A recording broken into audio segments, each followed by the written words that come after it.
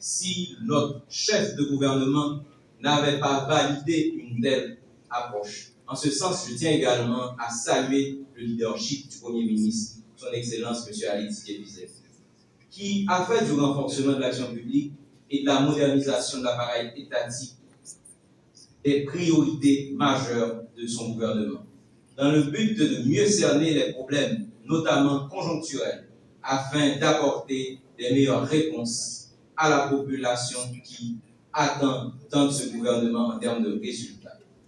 Mesdames, Messieurs, face aux enjeux multiples que notre pays fait face, marqués entre autres par des crises internes, la violence des groupes armés, l'insécurité alimentaire, la récession économique et l'aggravation tout bonnement des conditions de vie de la population, il nous est important de penser au redressement économique.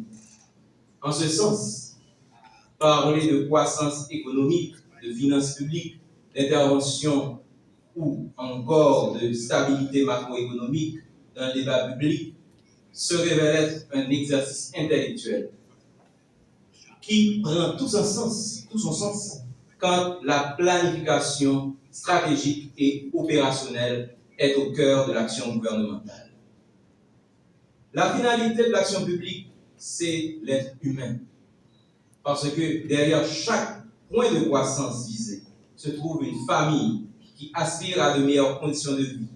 Derrière chaque investissement public se trouve une communauté qui attend une école, un centre de santé, un réseau d'eau potable ou une opportunité économique. Derrière chaque décision budgétaire se trouve l'esprit d'un citoyen qui attend de l'État des réponses concrètes à ses besoins. La qualité des politiques publiques constitue de nos jours l'un des principaux défis de la gouvernance. En effet, la performance d'un État ne se mesure pas uniquement par sa capacité à mobiliser des ressources ou la possibilité de les utiliser sur la forme de dépenses publiques. Elle résulte essentiellement par la capacité à résoudre des problèmes des citoyens suite à l'utilisation des ressources mobilisées dans le cadre de la dépense publique. Dans cette perspective, le budget de l'État ne saurait être réduit à un simple exercice comptable. Il doit être et compris de tous comme étant l'expression financière de la vision du gouvernement, de ses priorités et de ses ambitions de développement pour améliorer et transformer les vies. Chaque allocation budgétaire traduit un choix stratégique et un engagement envers la population. Mesdames, Messieurs, permettez-moi de vous dire que le budget de fonctionnement permet à l'État d'assurer la continuité des services publics et le bon fonctionnement des institutions. Quant au budget d'investissement, il sert à préparer l'avenir en finançant les infrastructures, les équipements, les projets structurants indispensables à la croissance et au progrès social. Toutefois, la qualité de l'investissement public dépend avant tout de la qualité de sa préparation. Dans un contexte où les ressources publiques demeurent limitées face à l'ampleur des besoins, la planification devient un impératif de bonne gouvernance. Une planification rigoureuse permet de hiérarchiser les priorités, d'optimiser l'utilisation des ressources et de maximiser l'impact des investissements. À l'inverse, une préparation insuffisante entraîne souvent des retards, des surcoûts et une faible efficacité de la dépense publique. Également, une mauvaise planification de nos dépenses est de nature à affaiblir la confiance des citoyens et des partenaires dans la capacité de l'État à atteindre les objectifs de développement. De ce fait, nous comprenons qu'une planification rigoureuse permet d'anticiper les risques, d'améliorer l'efficacité de la dépense publique, tout en recherchant la maximisation des bénéfices économiques et sociaux. J'aime rappeler qu'en matière de gestion publique, la meilleure économie est souvent celle qui est réalisée avant même la couverture des dépenses, grâce à une préparation adéquate et à une analyse rigoureuse des enjeux. C'est précisément pour cette raison que les IEP occupent une place aussi stratégique dans l'architecture institutionnelle de l'État.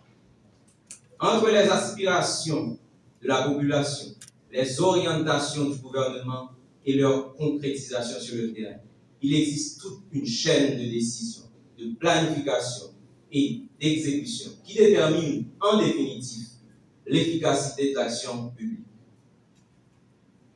Les IEP se trouvent au cœur de cette chaîne. Elles constituent le point de convergence entre vision stratégique et vision opérationnelle. L'expertise technique des institutions et les arbitrages budgétaires nécessaires à la mise en œuvre des politiques publiques passent par un travail efficace des IEP, car elles jouent un rôle une fois de plus essentiel dans la transformation des priorités nationales en projets réalisables, financés et porteurs de résultats palpables et tangibles. Le ministère de la Planification et de la Coopération externe a la responsabilité de définir pour le pays les orientations de développement, de programmer et de prioriser les investissements publics sur la base des priorités arrêtées par le chef du gouvernement. Le ministère de l'Économie et des Finances, pour sa part, veille à la mobilisation des ressources et à leur utilisation de manière efficace et efficiente, en s'appuyant bien sûr sur le travail des IEP. Elles sont, les IEP, en quelque sorte, les architectes techniques du développement national, car avant qu'une route ne soit construite, qu'un hôpital ne voit le jour ou qu'un programme social ne soit mis en œuvre, ces structures, ces unités travaillent sur la définition des fiches de projet. Mesdames, Messieurs, l'expérience nous l'enseigne.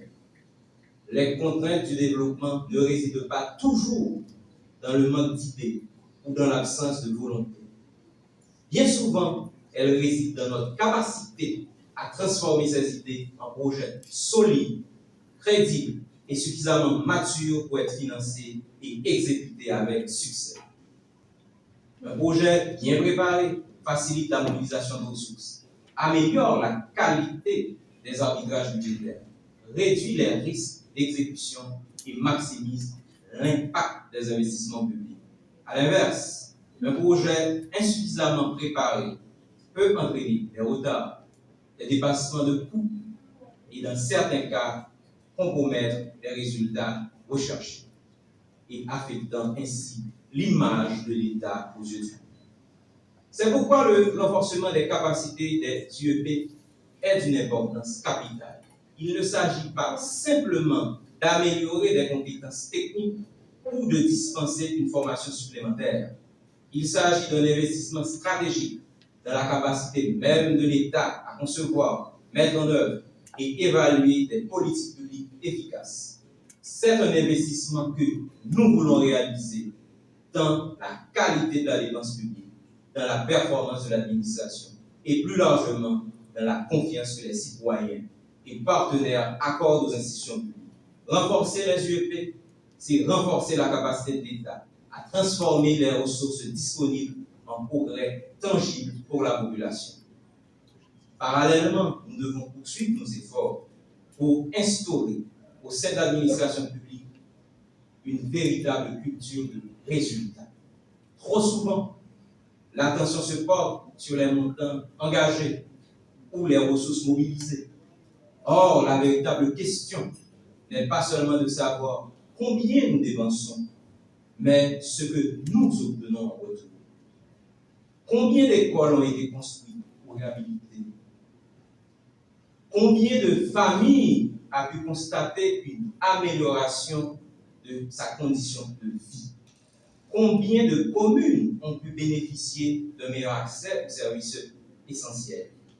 Voilà les indicateurs qui doivent guider notre action et permettre d'apprécier la performance de la dépense publique ou tout bonnement la performance des investissements. Cette exigence de résultat implique une administration davantage tournée vers la redevabilité, le suivi et évaluation et la mesure de la performance. Elle suppose également que chaque institution soit en mesure de démontrer l'impact réel des ressources qui lui sont confiées dans un contexte marqué par la rareté des ressources et l'ampleur, une fois de plus, des besoins. En conséquence, nous avons le devoir moral et institutionnel de rechercher l'efficacité maximale dans l'utilisation des fonds. Mesdames, Messieurs les responsables du EP, vous êtes les gardiens de cette exigence de qualité et de performance. Par votre travail, vos analyses et vos recommandations, vous influencez directement les décisions publiques et contribuez à orienter les ressources de l'État vers les projets les plus pertinents, les plus porteurs d'espoir pour la nation. Chaque projet mieux conçu, chaque risque identifié à temps, chaque étude réalisée avec rigueur représente une contribution concrète au développement du pays. En ce sens, responsable du EP, votre leadership est attendu autour de vous.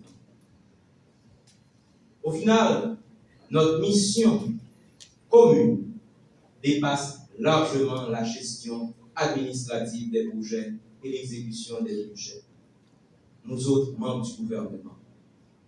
Elle consiste à faire en sorte que chaque euro provenant du contribuable haïtien soit utilisé avec discernement, efficacité et responsabilité.